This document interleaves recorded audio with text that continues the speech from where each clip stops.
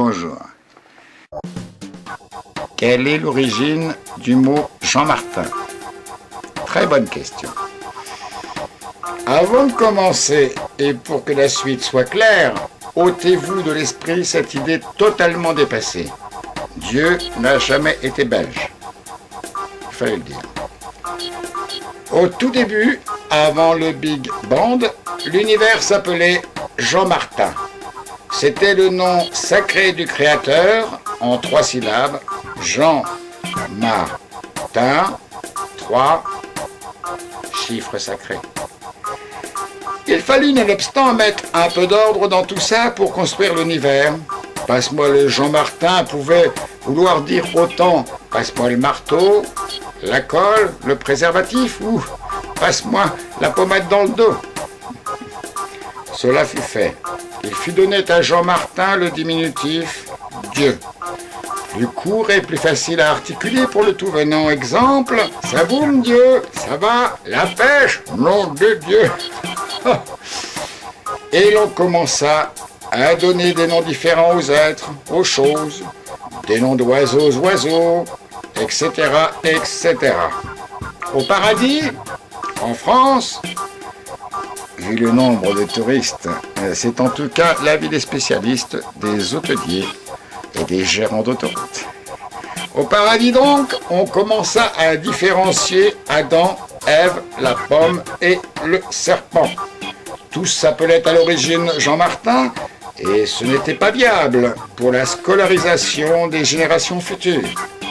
D'ailleurs, beaucoup de gens de notre époque s'intitulent toujours Jean-Martin. Ma mère s'appelait Jean-Martin, comme mon père, mes frères et mes sœurs. Et cela était troublant. D'autant plus que des trous noirs s'appelaient aussi Jean-Martin. Comment les langues se sont-elles développées? Par nos différences physiques, tout simplement. Exemple, la femme a les résonateurs placés beaucoup plus haut que ceux de l'homme. Les variations de température suffisent à expliquer la suite. Par exemple, au Japon, on prononce Jean-Martin. En Afrique, Jean-Martin. Dans le sud du paradis, Jean-Martin. Notez qu'on appelle toujours les gens des gens. L'orthographe a changé, mais c'est indubitable.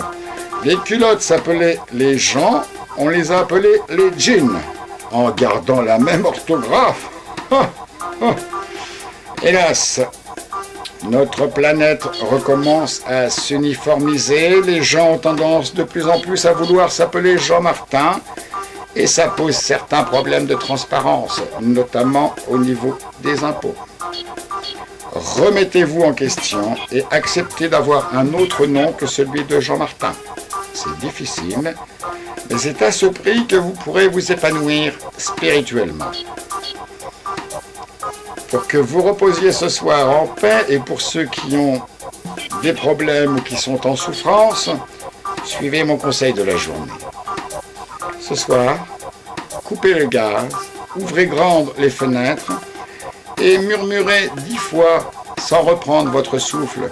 Jean-Martin, Jean-Martin, Jean-Martin.